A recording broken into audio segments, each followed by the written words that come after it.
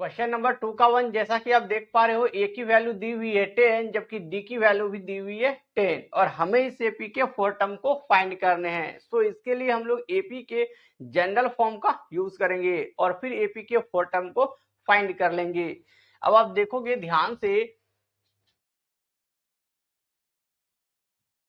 A equal to a plus d equal to a plus 2d equal to and a plus 3d equal to.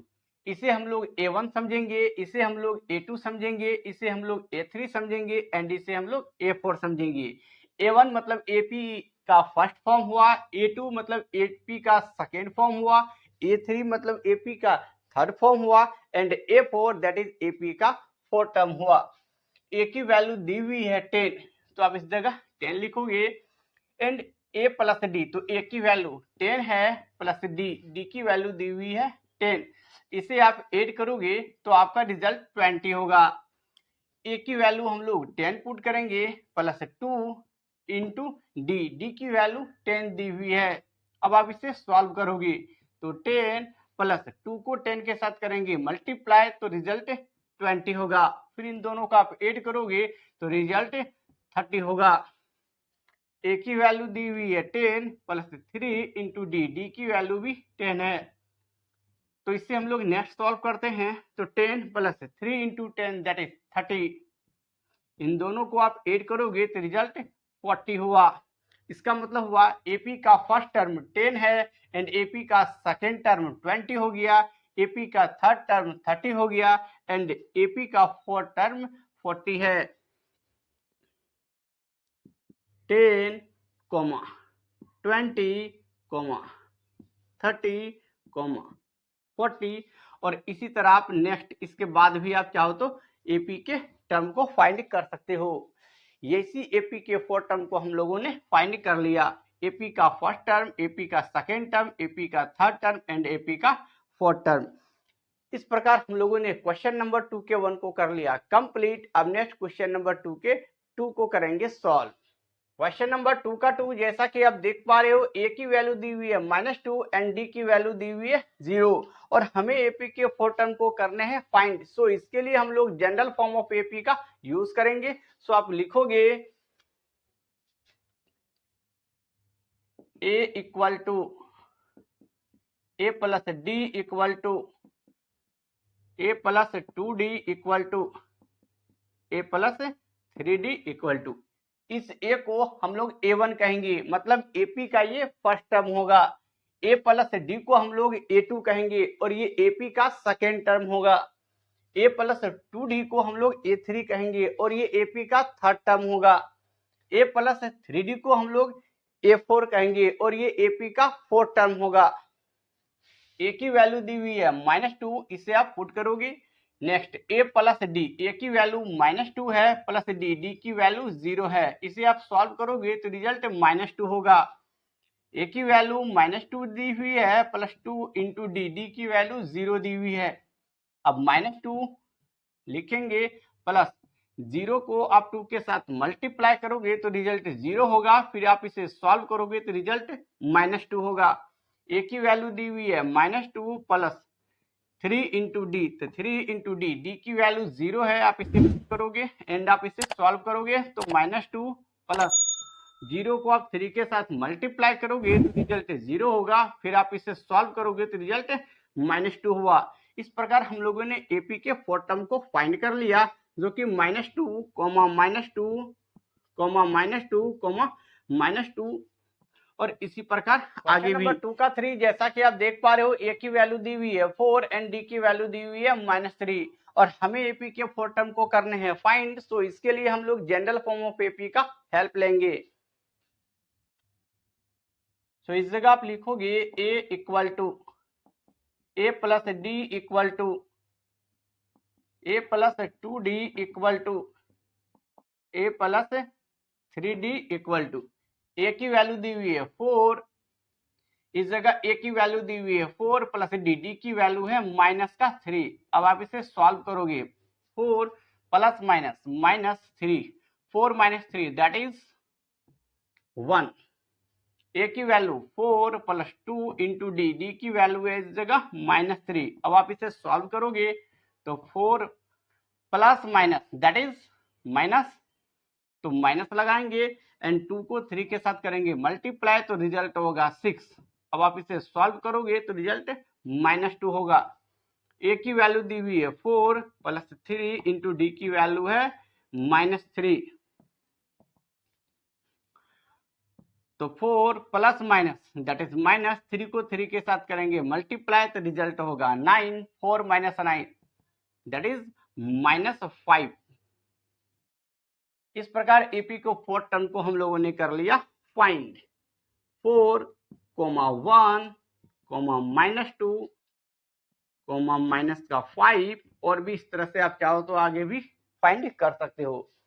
इस प्रकार हम लोगों ने question number 2 के 3 को कर लिया कंप्लीट। अब नेक्स्ट क्वेश्चन नंबर 2 के 4 को करेंगे सॉल्व। क्वेश्चन नंबर 2 का 4 जैसा कि आप देख पा रहे हो, ए की वैल्यू दी हुई है -1 एंड डी की वैल्यू दी हुई है 1/2 दैट इज हाफ, और हमें एपी के 4 टर्म को करने हैं फाइंड। सो इसके लिए हम लोग जनरल फॉर्म ऑफ एपी का यूज करेंगे।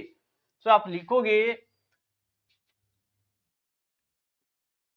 ए equal to a plus d equal to a plus 2d equal to a plus 3d equal to, a की वैल्यू दी हुई है -1, ए की वैल्यू है -1 प्लस डी, डी की वैल्यू दी हुई है 1/2।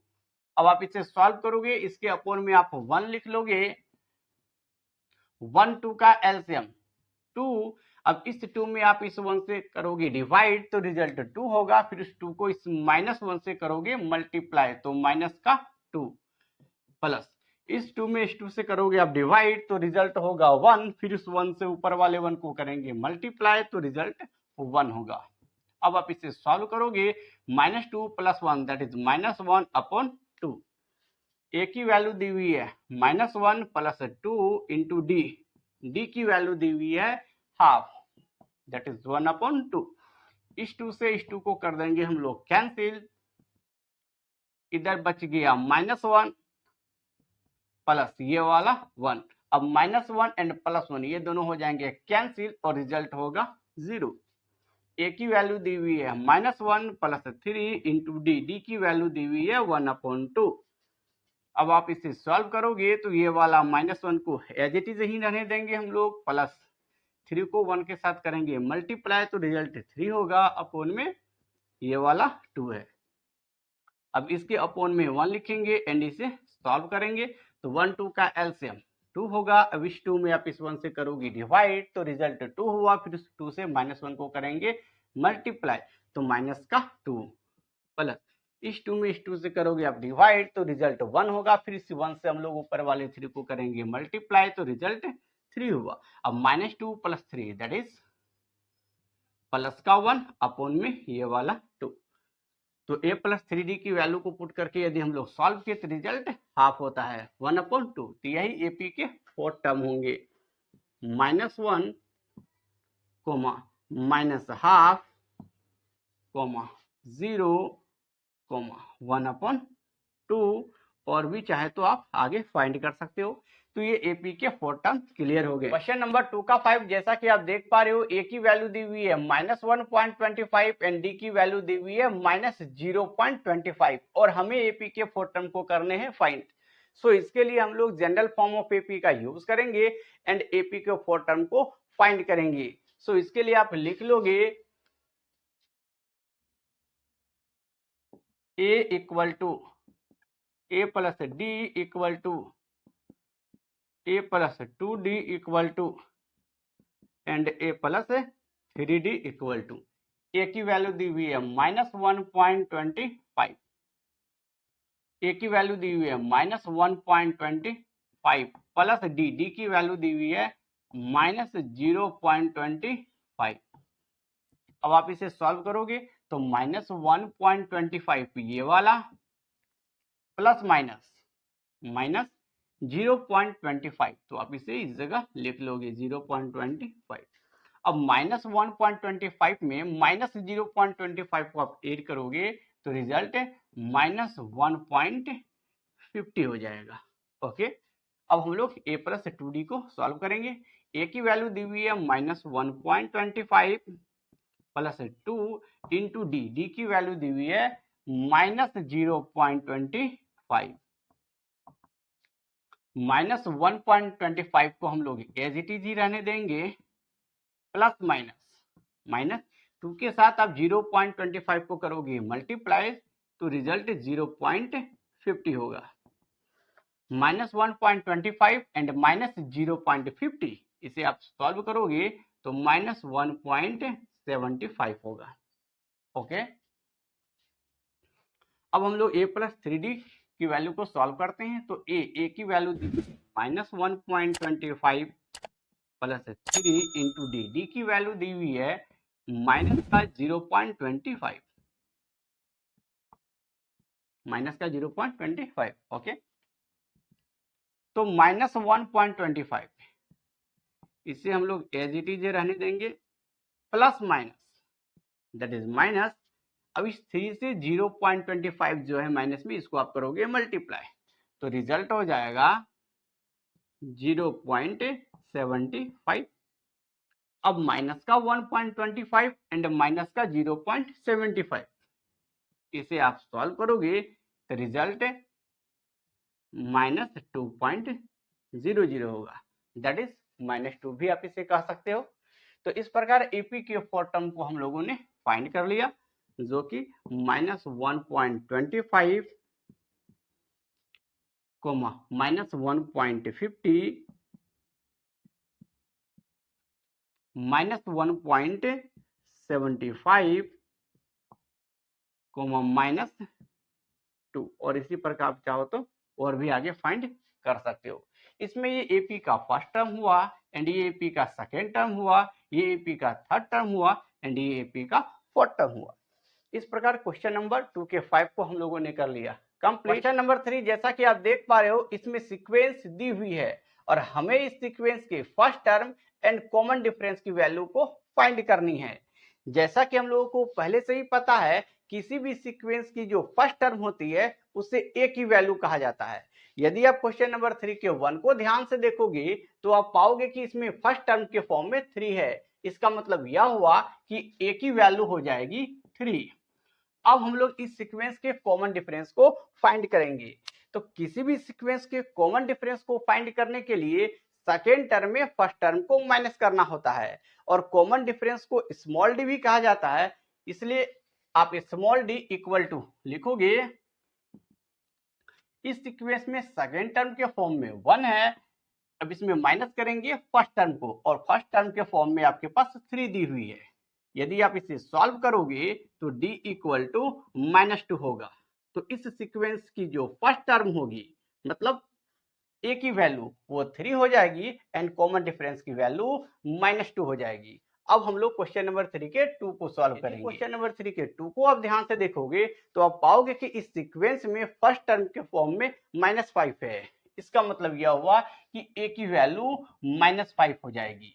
अब हम लोग इसके कॉमन डिफरेंस को भी फाइंड कर लेते हैं। तो d equal to common difference के लिए सेकेंड टर्म में फर्स्ट टर्म को माइनस करना होता है। तो सेकेंड टर्म के फॉर्म में -1 है, अब इसमें हम लोग माइनस करेंगे फर्स्ट टर्म को, तो फर्स्ट टर्म की वैल्यू -5 है। अब आप इसे सॉल्व कर लोगे तो -1 एंड ये दोनों माइनस मिलके प्लस हो जाएगा और ये +5 है। अब आप इसे सॉल्व करो, that is d equal to +4। इसका मतलब यह हुआ कि इस सीक्वेंस की में जो फर्स्ट टर्म की वैल्यू होगी वो -5 होगी, जबकि कॉमन डिफरेंस 4 होगी। इस प्रकार हम लोगों ने क्वेश्चन नंबर 3 के 1 एंड 2 को कर लिया। क्वेश्चन नंबर 3 का 3 जैसा कि आप देख पा रहे हो, इसमें जो सीक्वेंस दी हुई है, इस सीक्वेंस में फर्स्ट टर्म के फॉर्म में 1/3 है। इसका मतलब यह हुआ कि a की वैल्यू 1/3 हो जाएगी। तो आप इसे लिख लोगे a इक्वल टू 1/3। अब हम लोग इस सीक्वेंस के कॉमन डिफरेंस को फाइंड कर लेते हैं। तो किसी भी सीक्वेंस के कॉमन डिफरेंस को फाइंड करने के लिए सेकेंड टर्म में फर्स्ट टर्म को माइनस करना होता है। तो इस सीक्वेंस में सेकेंड टर्म के फॉर्म में जो वैल्यू दी हुई है वो है 5/3। अब हम लोग इसमें माइनस करेंगे फर्स्ट टर्म को, तो फर्स्ट टर्म की वैल्यू 1/3 है। अब आप इसे सॉल्व करोगे तो इन दोनों 3 का यदि आप एलसीएम लोगे तो 3 हो जाएगा। अब इस 3 में इस 3 से हम लोग करेंगे डिवाइड, तो रिजल्ट होगा 1। फिर इस 1 को 5 के साथ करोगे मल्टीप्लाई, तो रिजल्ट 5 हुआ, माइनस। अब इस 3 में इस 3 से आप डिवाइड करोगे तो रिजल्ट 1 होगा। फिर इस 1 से आप इस 1 को मल्टीप्लाई करोगे तो रिजल्ट 1 हुआ। अब हम लोग इसे सॉल्व कर लेंगे। That is d equal to 5 minus 1 that is 4/3। इस प्रकार d की वैल्यू हो गई 4/3। तो फर्स्ट टर्म की वैल्यू 1/3 एंड कॉमन डिफरेंस की वैल्यू 4/3।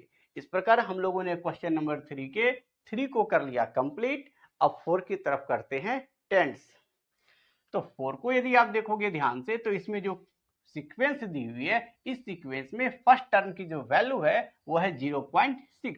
इसका मतलब यह हुआ कि a की वैल्यू 0.6 हो जाएगी। अब हम लोग इस सीक्वेंस के कॉमन डिफरेंस को भी फाइंड कर लेते हैं। तो कॉमन डिफरेंस के लिए सेकेंड टर्म में फर्स्ट टर्म को माइनस करना होता है। तो इस सीक्वेंस में सेकेंड टर्म के फॉर्म में जो वैल्यू दी हुई है वो है 1.7। अब इस 1.7 में आप माइनस करोगे फर्स्ट टर्म की वैल्यू, तो फर्स्ट टर्म की वैल्यू क्या है 0.6। यदि आप इसे सॉल्व करोगे तो d की वैल्यू हो जाएगी 1.1। इस प्रकार d की वैल्यू हो गई 1.1, दैट इज कॉमन डिफरेंस की वैल्यू 1.1।